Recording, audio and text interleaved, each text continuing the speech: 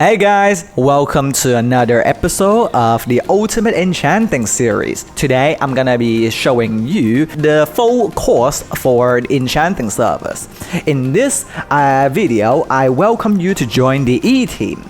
I will be taking the pros and cons of enchanting and what it takes to be successful enchanter, and how you can make up to 3 million coins per hour just enchanting. I won't be going into detail due to the time restraint, so I'll be answering all of your questions in the comment section. Okay, so let's get started. First, I'll tell you the pros and cons of being an enchanter.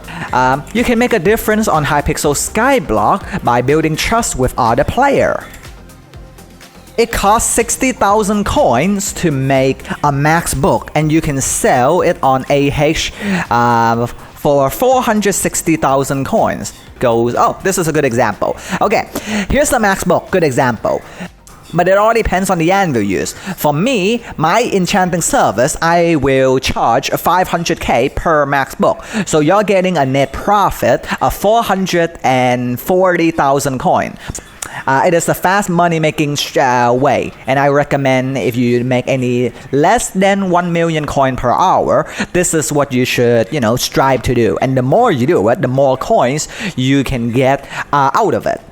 The cons, there is a limit on how many max book you can get without compromising profit. The pros is maximize while the con is minimize. So you're always going to be using the optimal strategy and making as much profit as possible using my best enchanting service. So instead of being a solo enchanter, you can always join the E-Team. Everyone is welcome, and this is the video full course series that's going to guide you through it. Stuff you need before starting being an enchanter, the requirement, or what I say, optimizing being an enchanter.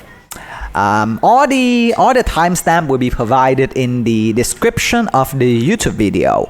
I will provide in the description all the recipe for the enchanted book that you need to unlock in the description.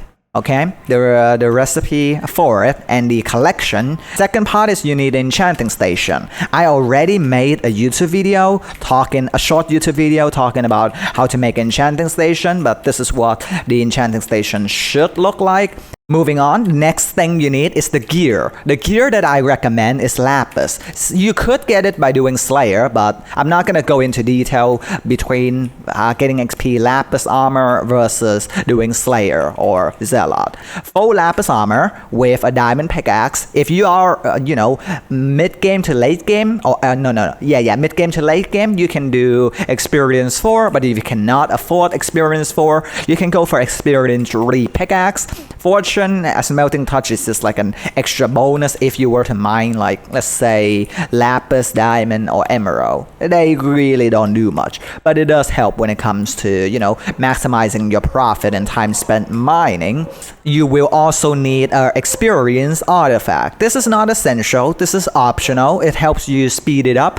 Here's the haste pot. Here is Enchanting XP boost will help you level up your enchanting skill a lot more. So all the potions are optional. You don't really need them, but if you're trying to be serious and maximize your time spent and profit, they are the best thing to use.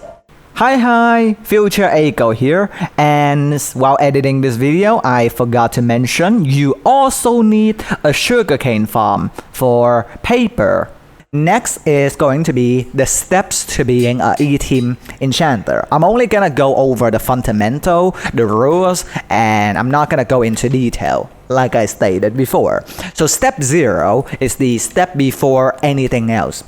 Do you want to be an enchanter? Because for a lot of players, it is very bad. It's not profitable as much. So ask yourself 3 questions, and if all the answers yes, you're perfect. The first question: do you love speed running tasks? For example, trying to level up your enchanting to go faster and faster and making more and more profit. So on day 1, you might be getting like 100k profit per hour, but on day 60, you're getting like 2 mil per hour. So it's like exponential growth with compounding effect.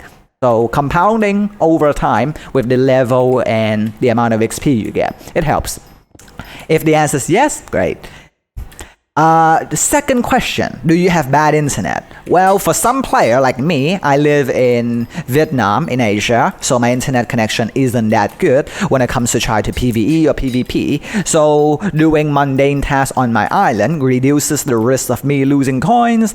Third question, is your active income more than 1 mil per hour? If you are currently making, let's say, 1 mil per hour or more, yeah, you're making more profit than just like enchanting for me. Of course, if you aren't making that much money per hour, then you should work for me. The enchanting team is much better than the alternative of hot potato book strategy. And for me, I'll give myself as an example. For me, after 1,000 hours of enchanting, a little bit over, I have basically gotten to a point of getting 3 million per hour. If it wasn't for like me losing 5 mil per day, then I'll be making a lot more profit with just enchanting, just basically enchanting. As you can see, I optimize myself and spend 99% of the time only enchanting, and it works so far. It works great. You're probably gonna go insane if you only do enchanting,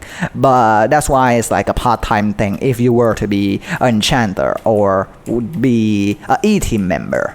Okay, so now that you know if you are right for the job, if you are a E-team member, let's move on to step 1. Not all weapons are created equally. The point I'm trying to say is, don't waste your time on anything that is not worth your time.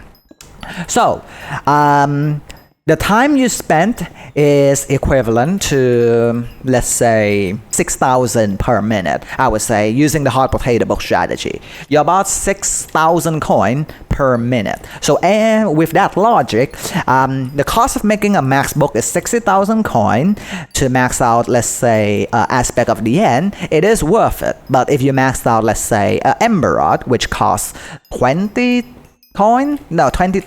coin at most, maybe more if someone, clean Ember Rod at most. I don't think anyone is gonna bid higher than that for an Ember Rod. So with that logic, the cost to enchant it is already higher before you even add in the time it takes to enchant. Step 2, I call this stage the combine stage. After you figured out if the weapon is worth it or not, and the answer is yes, you move on to stage 2.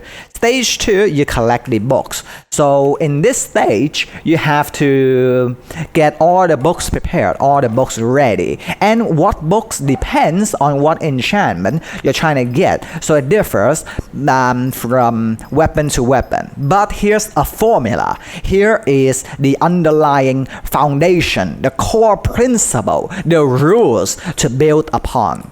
So there's only 4 rules. You only need to know these 4 rules and memorize it forever. From rule 1, no knockback. Just no. Knockback will reduce the pricing of the weapon by 20%, no matter what it is. Second rule, try to get the anvil use as low as possible on the books and on the weapon itself, if possible. If you can't do it yet because your enchanting level is too low and you don't have the XP to combine, that is fine. But if you are someone, let's say, over level 25 enchanting, you should try to aim for as low anvil use as possible. This will maximize the profit as well as help you in the long run building good relationship with your clients, with your customer, with your prospect. So for example, the final book will be the book on the right adding itself to the book on the left, always. So let's say you have sharpness on the left and Bane of Arthropod on the right. The right Bane of Arthropod will be removed and sharpness will stay. That's how it works. For example, a 0 anvil use book on the left and a 3 anvil use book on the right will give you a 1 anvil use book file when you combine them. So that's a good example. Rule 3. The enchantment book method number 1 is always better than enchantment book method number 2. I have explained enchantment book method number 1 and 2 in the past video, but I'm gonna quickly go over it. Method 1 is basically using the enchanting table and look for the enchantment yourself. It takes time and XP, but it doesn't cost anything. And method 2 is for you to just get the resource, the material, and craft the book that you're looking for. But method 1 is very RNG based. You can get the enchantment you're looking for right away, or you can get knocked back alongside with it. Or maybe you're just unlucky and you're never gonna find that enchantment. Okay. Rule 4. Never ever touch any item above 5 anvil use. It could be a book, it could be a weapon, it could be armor. I don't care what it is. If it has over 5 anvil use, it's not worth your time, it's not worth your coin. The reason being, after 5 anvil use, the penalty, which I'm gonna link in the description, how anvil use penalty works. I made a video on it in the past, and I'm gonna talk more about it in detail in the description. Basically, 5 anvil use is horrible. Step 3.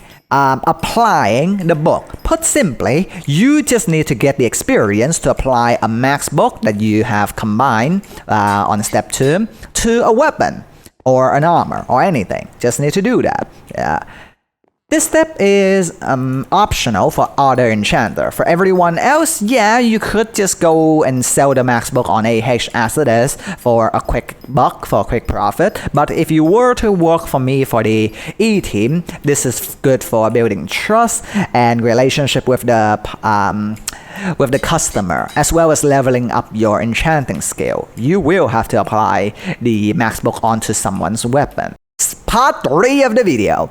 Finally, I'll tell you how to make money enchanting and getting rich off of it.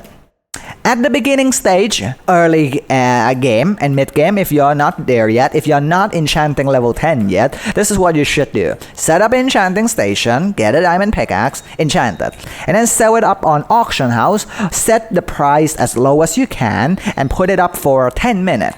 You can time it when it is on peak time for maximum profit.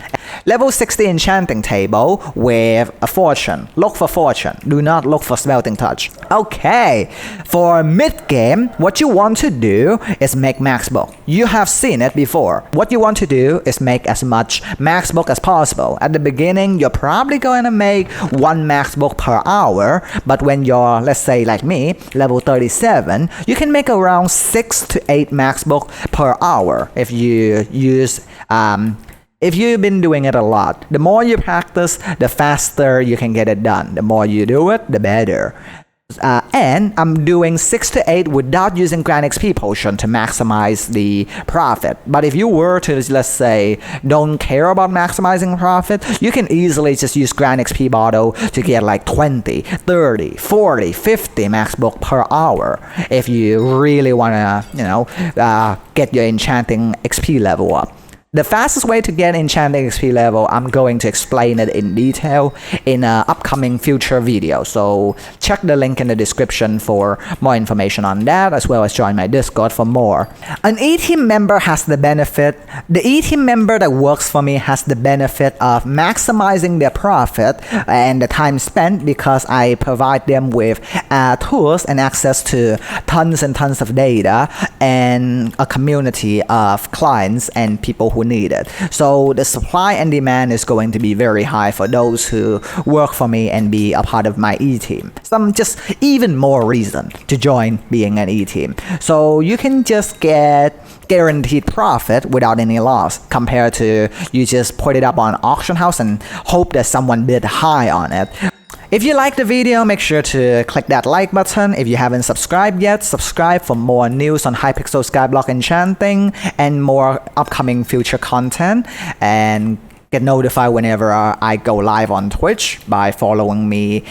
Twitch link is in the description below. I'm currently setting up version 6.0 of the Enchanting Service. It is still not done yet. I'm still coding the mod. It's called Enchant Highlight and Missing Enchant. If you have any question, type it in the comment section of the video if you have any question at all. Click the end card video right here for YouTube's recommendation, and click the video right here if you want to try something random and new. Anyways, I'm Eiko, signing out. Thanks for watching. Bye!